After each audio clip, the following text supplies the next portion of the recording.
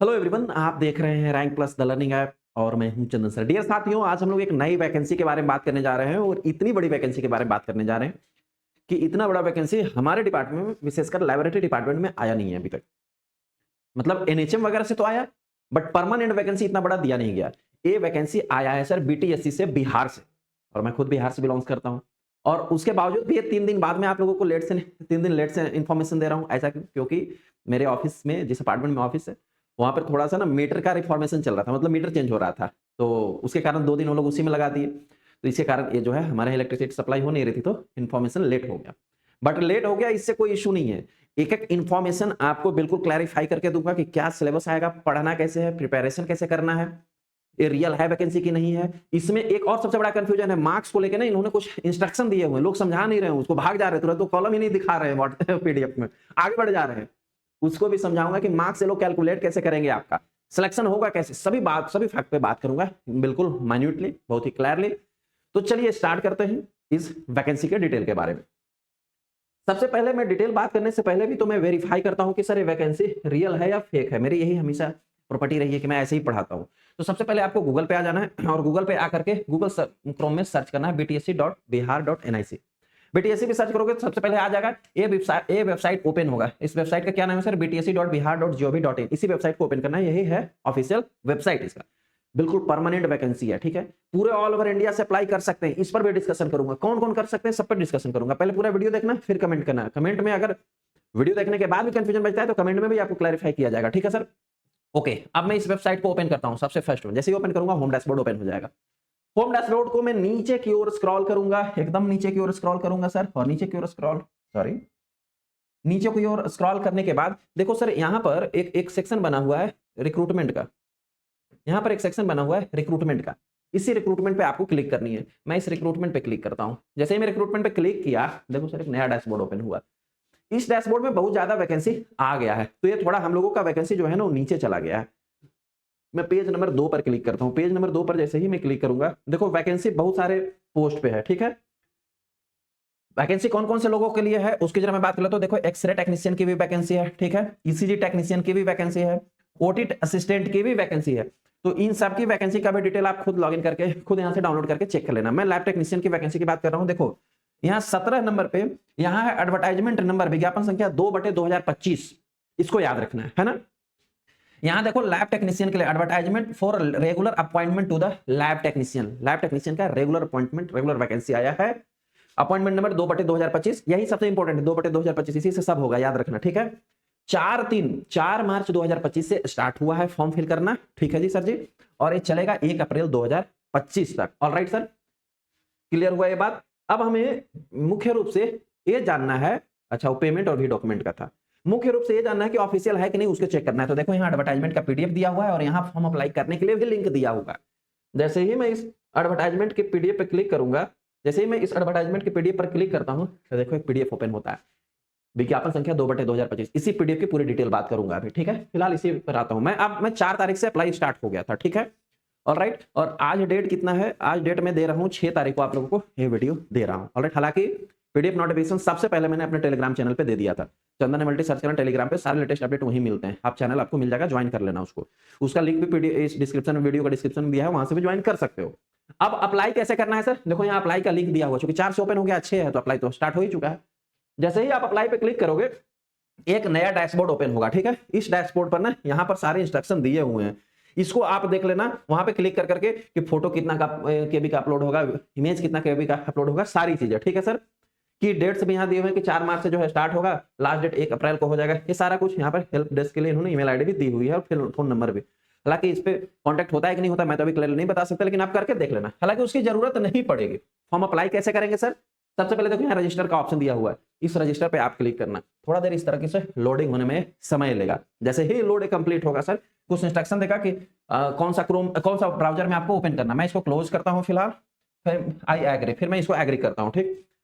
Registration के लिए देखो सर यहाँ पे सारे के सारे जो है कॉलम दिए गए हैं, इन सारे कॉलम को आप फिल करो, ओटीपी जनरेट करो और फिर सबमिट करो, आपका रजिस्ट्रेशन हो जाएगा।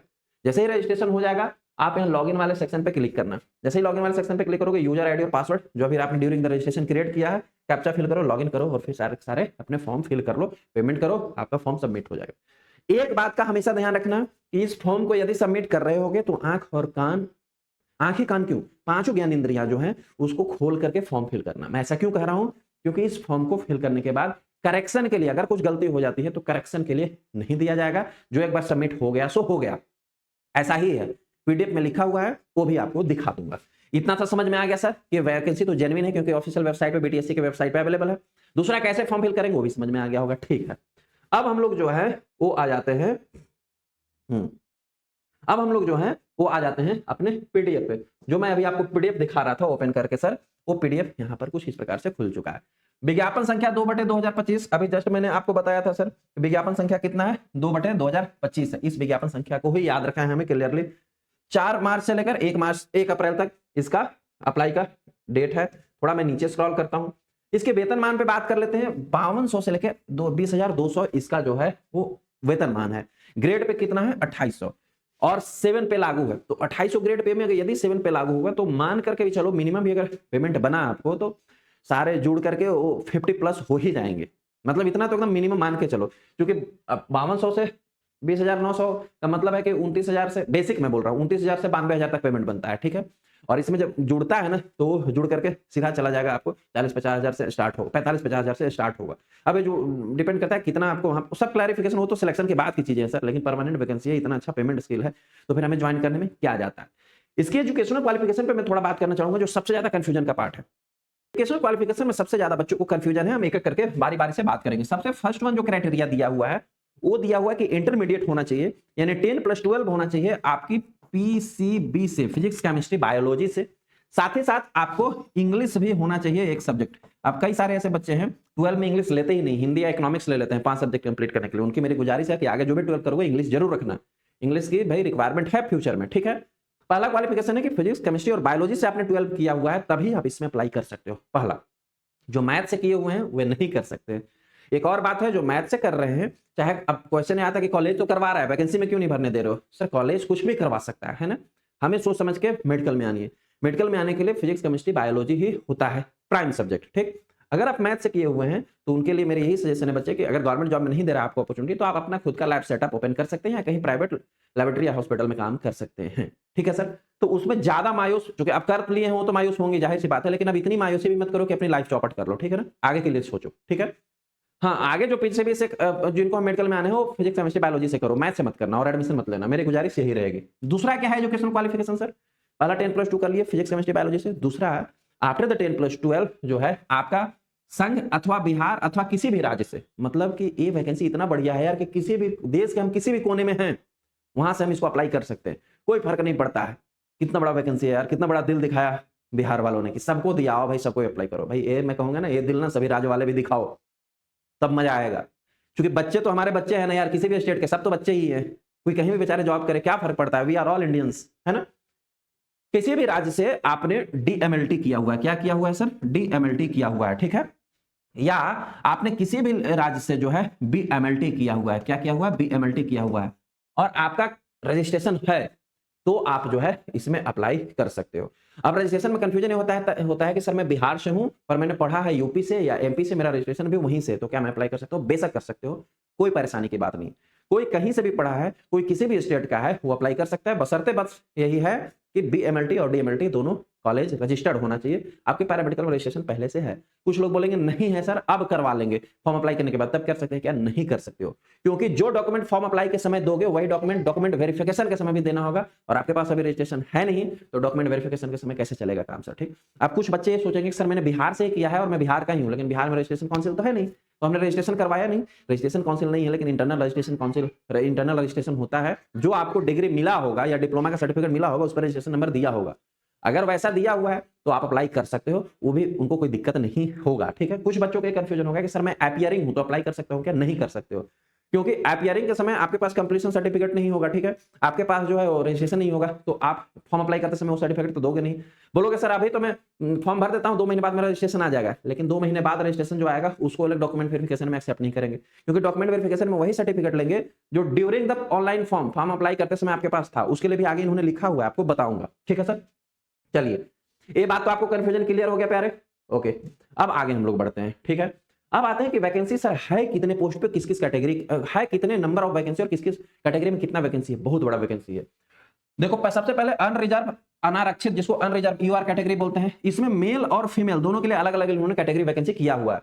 मेल के लिए 902 पोस्ट पे है और फीमेल के लिए 316 पोस्ट पे। यहाँ 35% 35% रिजर्वेशन फीमेल के लिए रखा हुआ है। अब कुछ लोग क्या बता रहे हैं ना कि केवल ऊपर वाला ही वैकेंसी है, इसमें से काट करके इसमें केवल माइनस किया हुआ है। ऐसा कुछ नहीं, उनको यही पता नहीं, यही नॉलेज नहीं है सर।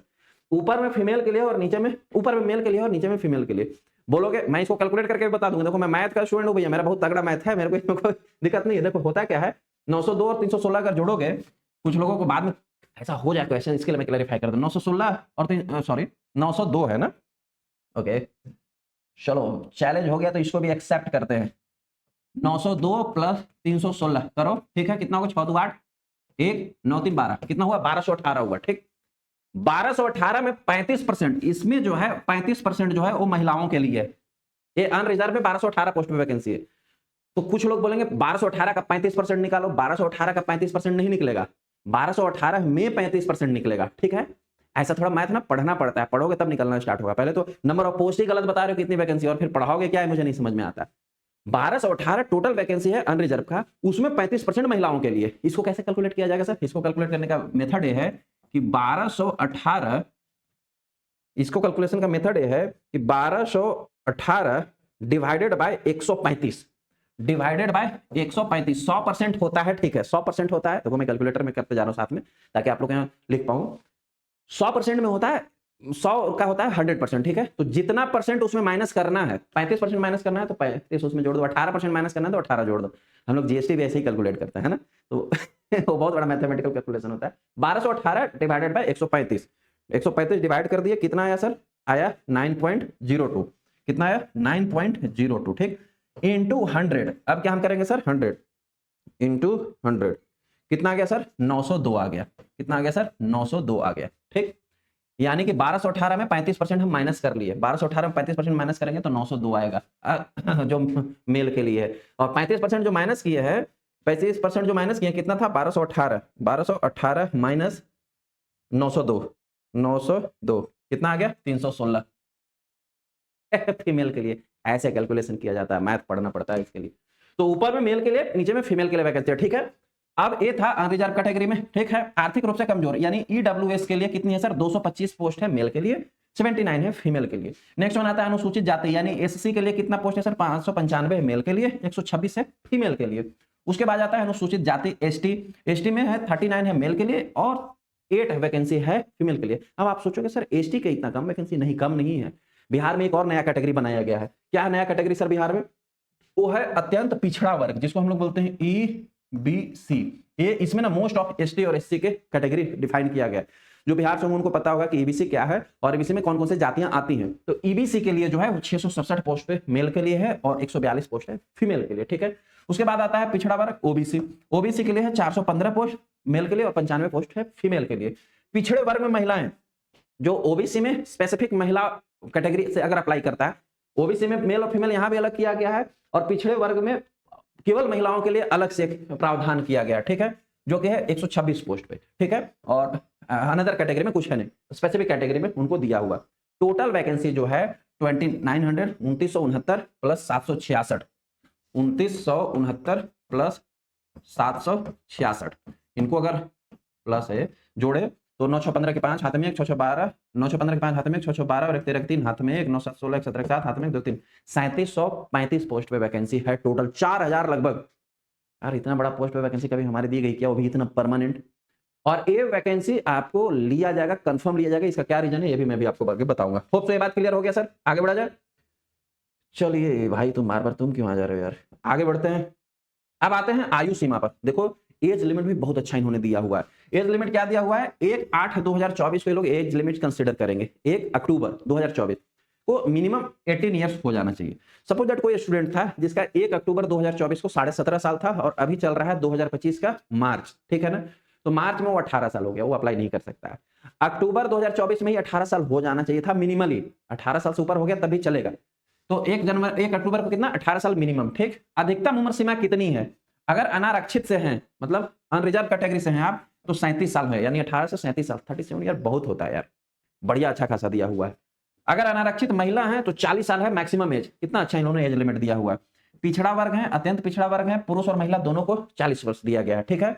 अनुसूचित जाति, अनुसूचित जनजाति, एससी और एसटी दोनों के लिए जो है 42 साल दिया हुआ है। आगे में और भी जो है एज लिमिट का रिजर्वेशन है कि कोई कहीं सैनिक कैटेगरी में थे, आर्म में थे, कोई पीडब्ल्यूडी में, इन सब के लिए भी कुछ स्पेसिफिक कैटेगरी डिफाइन किया गया है एज लिमिट की, वो भी आप देख लेना। अप्रोक्स जो एवरेज एज है तो यार 18 से लेकर 40 साल, 42 साल, 37 साल दे रहे हैं, तो कितना अच्छा है, और क्या चाहिए हमें, है ना। चलिए एज लिमिट की भी बात क्लियर हो गई सर।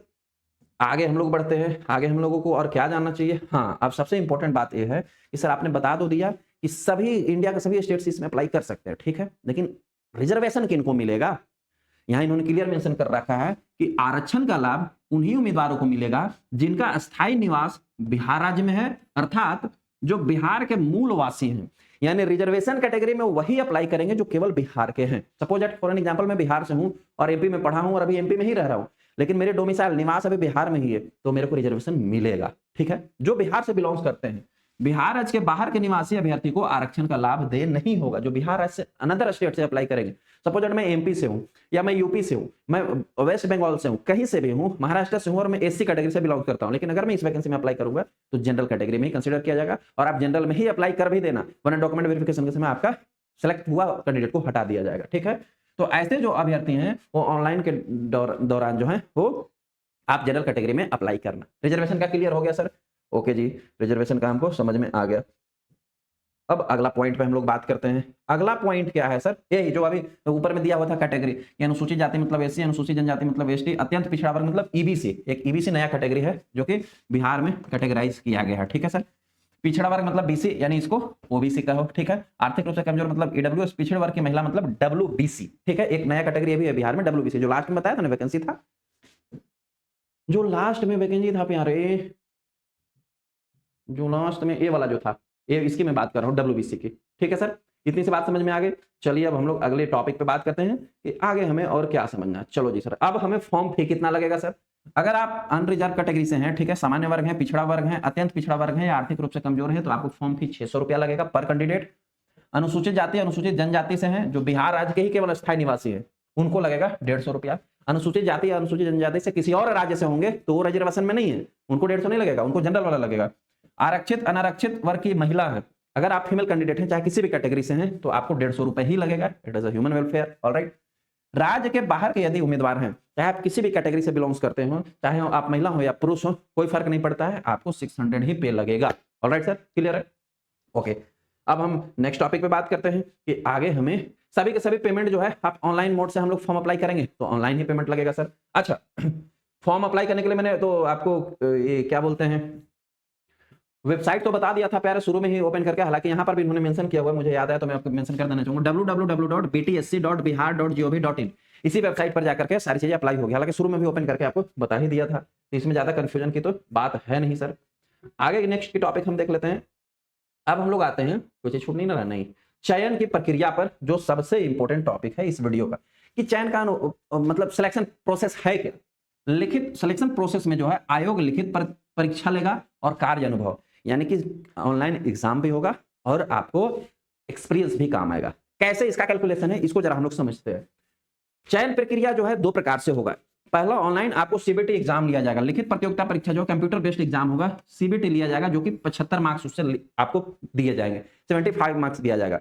और दूसरा जो है आपको कार्य अनुभव यानी एक्सपीरियंस सर्टिफिकेट। एक्सपीरियंस किनको कंसिडर किया जाएगा सर, जैसे जो बिहार राज्य के अंदर अवस्थित किसी भी गवर्नमेंट हॉस्पिटल या संविदा में काम कर रहे थे, प्राइवेट में काम कर रहे थे उनको नहीं, जो संविदा या गवर्नमेंट के अंदर कोई भी रेगुलेटरी बॉडी के अंदर हॉस्पिटल या लैबोरेटरी आता है उसमें यदि आप काम कर रहे थे तभी आपके एक्सपीरियंस के मार्क्स मिलेंगे। मेनली उनके लिए दिया गया है जो बिहार राज्य में संविदा पे बेचारे काम कर रहे थे, भाई उनको दिया भी जाना चाहिए। जो उस बंदे ने 10,000 15,000 पे 5 साल 7 साल 8 साल से सैक्रिफाइस किया हुआ, उसको क्यों नहीं अपॉर्चुनिटी मिलनी चाहिए, जरूर मिलनी चाहिए। और उसके लिए जो है वो 25 नंबर दिया जाएगा आपको मैक्सिमम।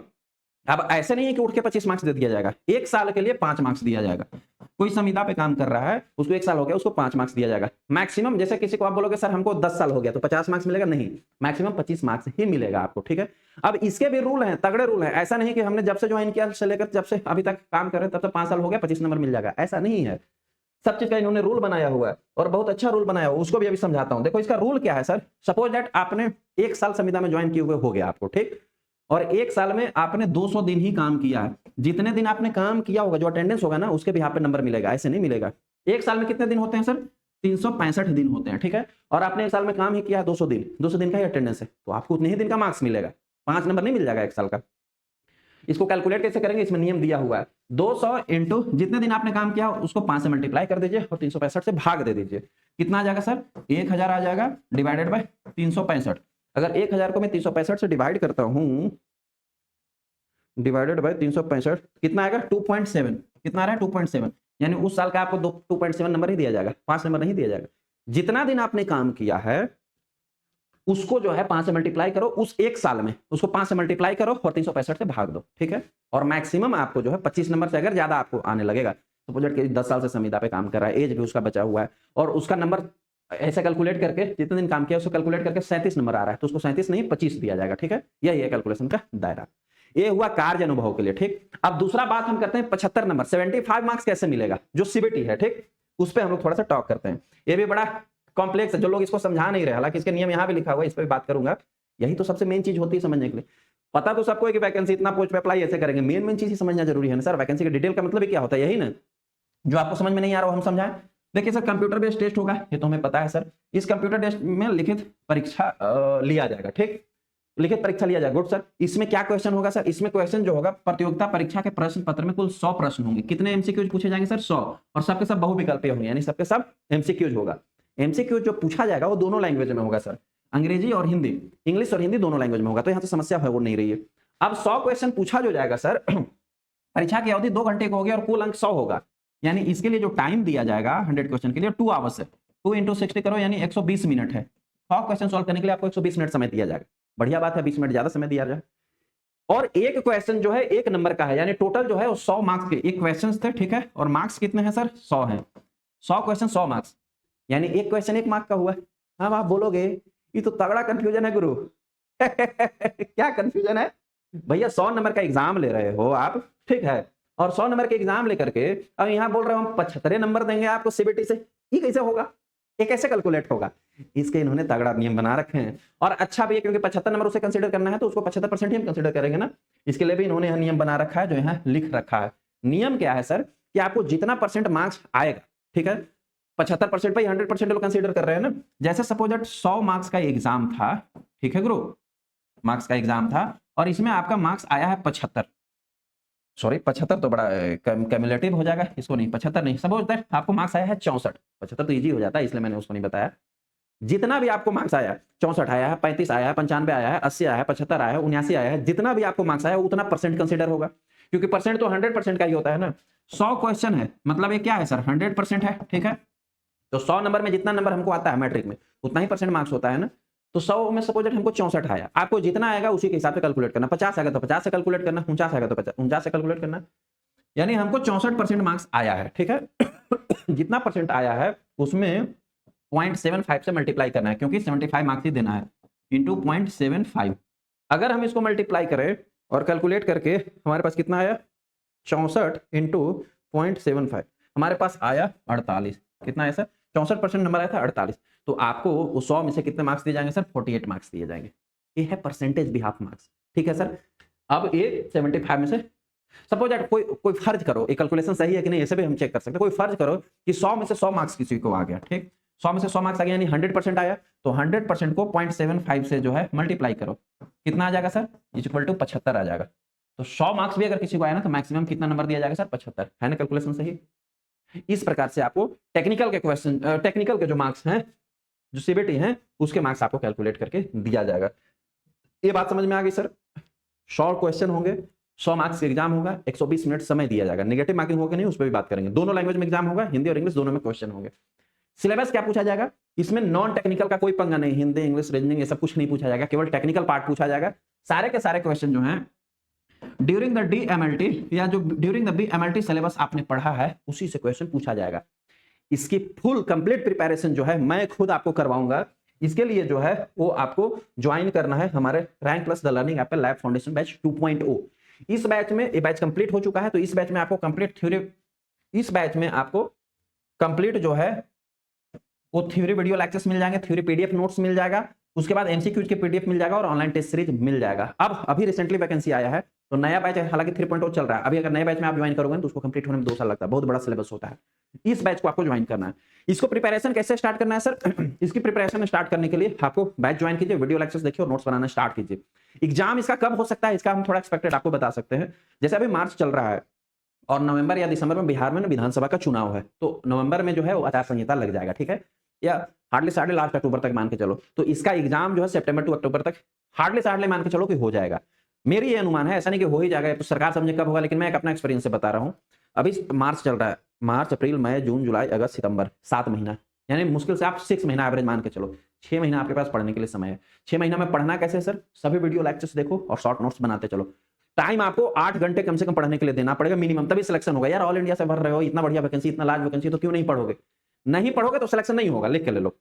चाहे जैसे पढ़ना है अपना से पढ़ो, हमसे पढ़ो, किसी और से पढ़ो, लेकिन पढ़ो, बिना पढ़े नहीं मिलेगा। अगर हमारे पास पढ़ते हो तो आपको वीडियो लेक्चर्स देखना है, सबके और नोट्स बनाना है। वन लाइनर क्वेश्चन कुछ नहीं पूछता है, ग्रुप 5 में भी क्वेश्चन आया, आपको पता है, सबके बताऊंगा हमारे लेक्चर्स और नोट्स से कैसे क्वेश्चन आते हैं, सबको एनालिसिस करके भी बताऊंगा। तो वीडियो लेक्चर्स और पीडीएफ नोट्स पढ़ना स्टार्ट करो। उसमें ऑनलाइन टेस्ट सीरीज 19 हो चुका है, कितने हो चुके हैं? 19 टेस्ट हो चुके हैं। टेस्ट आप तभी देना जब पूरी कोर्स आपकी कंप्लीट हो जाएगी वीडियो लेक्चर्स थ्योरी क्लास की, ठीक है। तो आप एक एक करके टेस्ट अटेम्प्ट करना स्टार्ट करना। अभी हम लोग उसमें क्या करने जा रहे हैं, क्योंकि आपकी प्रिपरेशन और बढ़िया चलता चले, 2.0 कंप्लीट हो गया, इसका मतलब छोड़ नहीं दिए। लाइव एमसीक्यूज क्लास की मैं शेड्यूल बनाने जा रहा हूं 2.0 के लिए, जो आपको मैं हफ्ते में, देखते हैं कितना दिन, 4 दिन 5 दिन, जितना दिन मैक्सिमम होगा, या 6 दिन या सब दिन होता है, लाइव एमसीक्यूज क्लास करके आपको रिवीजन करवाऊंगा हर एक टॉपिक। उसके लिए पर डे उसमें भी हम क्लास, अभी वो शेड्यूल बताएगा कितने दिनों का क्लास, उसके हिसाब से हम लोग अभी क्लास करने जा रहे हैं। आपको पर डे रिवीजन उसमें भी करवाएंगे, ताकि प्रिपरेशन बहुत अच्छा हो पाए। यार इतने सारे बच्चे हमारे ज्वाइन होंगे, उस बैच में ऑलरेडी ज्वाइन भी हैं और ज्वाइन होंगे, हमारा सिलेक्शन जितना मैक्सिमम वो ही फट मारा रहेगा ना, और बेस्ट कंटेंट दूंगा। गलती बहुत बहुत माइन्यूट, हमारे नोट्स आप कहीं भी प्रिंट करवाओ, कहीं भी दिखाओ, यार किसी से भी चैलेंज करो कि इसने गलत लिखा है सर ने, तो मैं मानना मतलब इम्पॉसिबल थिंग है कि मैं उसको मान लूंगा, क्योंकि मैं ना बहुत ही फैक्ट नोट्स या लेक्चर्स पढ़ाता हूं। ये मेरी अपनी तारीफ खुद से हो जाएगी, लेकिन जो बच्चे पढ़ रहे हैं उनसे भी आप ये बात पूछ सकते हो, जो क्वेश्चंस आए एग्जाम में उनसे भी आप टैली कर सकते हो, ठीक है सर। तो लाइव एमसीक्यूज क्लास उसमें पढ़ाया जाएगा ताकि आपको सारी चीजें रिवीजन हो सके। अब उसमें मैंने 19 टेस्ट दे दिया है, ठीक है। तो जो बच्चे ऑलरेडी टेस्ट 19 दे चुके हैं, 1900 दे चुके हैं, तो उनके लिए तो थोड़ा सा पंगा है। हालांकि उसमें 25 टेस्ट दिया हुआ है कि 25 टेस्ट होगा, यानी 6 टेस्ट और रिमेनिंग है। तो 6 टेस्ट कायदे से मुझे और उसमें लेना चाहिए, लेकिन नहीं, मैं ऐसा नहीं करूंगा। मैं ऐसा करने वाला हूं कि इसमें 4 टेस्ट और बढ़ा देने वाला हूं, 10 टेस्ट मैं उसमें और कर देने वाला हूं ज्यादा, या पॉसिबल होगा तो 15 भी कर दूंगा। मुझे आप लोगों को मैक्सिमम प्रिपरेशन देना है। ऑनलाइन टेस्ट ना अभी जस्ट होली बीतने दो, और भी भयानक तरीके से ऑनलाइन टेस्ट स्टार्ट होने वाला है। उसमें लगभग कोशिश करूंगा हफ्ते दिन में टेस्ट दिन लेने की, क्योंकि मुझे इसमें आप लोगों को मैक्सिमम सिलेक्शन देना है। बेटे से यार मैं बिहार से, मेरे बच्चे बिहार राज्य में जाएंगे, तो यार मेरे लिए गर्व की बात है ना कि मैं जहां जाऊंगा मेरे बच्चे सिलेक्ट हुए हैं, इससे मेरे लिए और बड़ी बात क्या हो सकती है। बस पढ़ना आपको लेकिन पड़ेगा। मैं जितना मेहनत करूंगा उससे 3 गुना मेहनत आप करोगे, सिलेक्शन पक्का होगा। ये मेरी गारंटी है आप लोगों के लिए। हालांकि कोई भी क्वेश्चन इंस्टीट्यूट जो है ये गारंटी नहीं दे सकता कि आपको सिलेक्शन हो या नहीं हो। हम लोग बस एक एनवायरमेंट क्रिएट करते हैं कि आपका सिलेक्शन हो ही, लेकिन मैं फुल एफर्ट कह रहा हूं, गारंटी के साथ कह रहा हूं कि एफर्ट इतना डालूंगा कि आपको सिलेक्शन होगा ही होगा। लेकिन हाँ, एफर्ट के साथ क्या होता है सर, एफर्ट के साथ आपको पढ़ना पड़ता है। तो डिपेंड तो आप ही, मेरा एफर्ट तो 20% है, 80% तो स्टूडेंट का है सर। तो स्टूडेंट 80% डालिएगा तभी होगा ना सिलेक्शन। लेकिन चलिए, बिहार में सिलेक्शन लेना हमारी प्रायोरिटी है, सिलेक्शन लेकर रहेंगे। जय भवानी। ठीक है सर, इतनी सी बात समझ में आ गई। अब जो कंप्यूटर बेस्ड टेस्ट होगा ग्रुप, जो कंप्यूटर बेस्ड टेस्ट लिया जाएगा आपसे, उसका जो रिजल्ट पब्लिश होगा वो नॉर्मलाइजेशन के बिहाफ पे होगा, क्योंकि हो सकता है 2 शिफ्ट में एग्जाम हो, तो जब 2 शिफ्ट में एग्जाम होगा तो नॉर्मलाइजेशन के बेस पर जो है वो रिजल्ट आउट किया जाएगा। जो एग्जाम लिया जाएगा, जो 100 मार्क्स के एग्जाम हो रहे थे, इसमें नेगेटिव मार्किंग भी होगी। नेगेटिव मार्किंग में जो है 0.25 जो है, यानी 1/4 नेगेटिव मार्किंग होगी। एक क्वेश्चन के लिए 1 अंक दिया जा रहा है। 1 क्वेश्चन 1 मार्क का अगर गलत हो गया तो 0.25 जो है आपको सही में से माइनस हो जाएगा, यानी नेगेटिव मार्किंग भी इसका ध्यान रख के चलना है। लेकिन क्वेश्चन पहले भी बहुत अच्छे लेवल के बीटीएससी से तो नहीं था, हमको लगता है कि बीटीएससी से आया था आपको 2019 में शायद, हाँ 2019 में आया था, लेकिन वो परमानेंट नहीं था। उसका भी क्वेश्चन मेरे पास में भी होना चाहिए, होगा तो उसका भी रिवील करवाएंगे, और बहुत बढ़िया से भी पढ़ाने वाला हूँ आप लोगों को इसके लिए। तो नए बैच में नहीं रहना है आपको, 2.0 ज्वाइन करना है, और उसमें एकदम तगड़ा प्रिपरेशन हम लोगों को करना है सर, ठीक है। अब हम लोग थोड़ा सा आते हैं कार्य अनुभव की। तो मैं होप सो सारी जानकारी आपको मिल गई होगी। एक सिलेबस की बात करने वाला था मैं, हाँ छूट रहा है, इस पे आता हूँ, ठीक है, कि इसके लिए सिलेबस डीएमएलटी या बीएमएलटी के लिए ही एप्लीकेबल होता है, ठीक है सर। लेकिन इसके लिए जो है इन्होंने अपना सिलेबस जो है, इधर गया भाई, क्या खोलेगा नहीं, ये जो है अपने वेबसाइट पर भी जो है वो सिलेबस दिए हुए हैं, आप उस सिलेबस को भी चेक कर सकते हो। जैसे देखो, जैसे ही बीटीएससी को होम डैशबोर्ड पे जहां पर अप्लाई करने के लिए आए थे, यहाँ पर देखो एक सिलेबस का आइकॉन बना हुआ है, ठीक है। इस सिलेबस के आइकॉन पे जैसे ही आप क्लिक करोगे ना, नया डैशबोर्ड ओपन होगा। नया डैशबोर्ड ओपन होगा तो आगे की ओर जो है आप इसको स्क्रॉल कीजिए, सिलेबस सेक्शन यही बना हुआ है, और इन्होंने सिलेबस भी दिया हुआ है, स्क्रॉल कर रहा है, चलो जी पेज देखते हैं, ओपन होता है तब ना। इतना ज्यादा इस पे एंगेजमेंट हो गया है 2-4 दिन से कि ओपन नहीं हो रहा। हाँ देखो यहाँ पर सिलेबस सबका दिया हुआ है, syllabus for x ray technician, ECG technician, OT technician, lab technician, इसके लिए दिया हुआ है। इस पे आप जैसे ही लैब टेक्नीशियन पे क्लिक करोगे डाउनलोड पे, आपको सिलेबस ओपन हो जाएगा। ये सिलेबस मैं अपने टेलीग्राम चैनल पर भी दे दूंगा। ऐसे वो ये वही सिलेबस है जो हमारे लैब फाउंडेशन 2.0 में। इसमें एक दो चीजें इन्होंने नया ऐड किया है, जैसे कि एनिमल केयर, जो लेबोरेटरी में एनिमल हम लोग रिसर्च के लिए यूज करते हैं, उसका जो मैं इसको ऑब्जर्वेशन करूंगा। एक दो टॉपिक जो नया अगर हमको लगेगा ना कि है जो हमने नहीं पढ़ाया, मैं कोशिश करूंगा उसको भी और अच्छे से एक्सप्लेन करके फिर से पढ़ाऊंगा उसमें, उसकी टेंशन नहीं लेना है। इस सिलेबस के भी एक दिन सेपरेट बात करूंगा अभी, ठीक है। वीडियो बहुत ज्यादा लंबा हो रहा है इसलिए मैं इस पर बात नहीं कर रहा हूं। हालांकि सिलेबस सेम टू सेम वही है, आप परचेज करो और अपना स्टार्ट करो प्रिपरेशन, ठीक है। इसका भी एक वीडियो बनाऊंगा, इसके लिए आप लोग टेंशन मत लो। जब चंदन सर पढ़ गए हैं कि इस वैकेंसी को, कहाँ गया हो, कि इस वैकेंसी को मुझे पढ़ा, आप लोगों को सिलेक्शन देकर रहना है, तो ऐसा हो सकता है कि सिलेक्शन नहीं होगा। हाँ जी, बिहार से है कोई बोलता ही हो चलो अभी हम कहाँ थे सर? हाँ अभी हम थे थोड़ा कार्य अनुभव पे, यानी एक्सपीरियंस पे। पहले मैं बोल रहा था ना कि एक्सपीरियंस कहाँ से लेना है सर। एक्सपीरियंस जो है वो आप बिहार का ही होगा, आपको किसी भी गवर्नमेंट मेडिकल कॉलेज में आप काम कर रहे होंगे, संविदा पे काम कर रहे होंगे, गवर्नमेंट हॉस्पिटल पे काम कर रहे होंगे, उन्हीं के सिग्नेचर से। अगर आप कार्य अनुभव में प्रमाण पत्र में जो है संबंधित जिले के सिविल सर्जन का साइन होना चाहिए, या चिकित्सा महाविद्यालय में काम कर रहे हैं, मेडिकल कॉलेज में है तो वहां के प्राचार्य से साइन होना चाहिए, चिकित्सा महाविद्यालय एवं अस्पताल में अधीक्षक जो होते हैं उनकी साइन होना चाहिए, या निदेशक जो डायरेक्टर है उनकी साइन होना चाहिए। इनके सिग्नेचर वगैरह से अगर आप बनाए एक्सपीरियंस, तभी आपको एक्सेप्टेबल होगा। इस एक्सपीरियंस के इन्होंने फॉर्मेट भी दिया हुआ है, आपको अपने फॉर्मेट पे नहीं बनाना है। इस फॉर्मेट को जो है देखो यहाँ अनुभव प्रमाण पत्र के लिए फॉर्मेट दिया हुआ इसी पीडीएफ क्लास में, इसको प्रिंट करवाओ, इसको फिल करो और यहाँ साइन उन्हीं की रहेगी।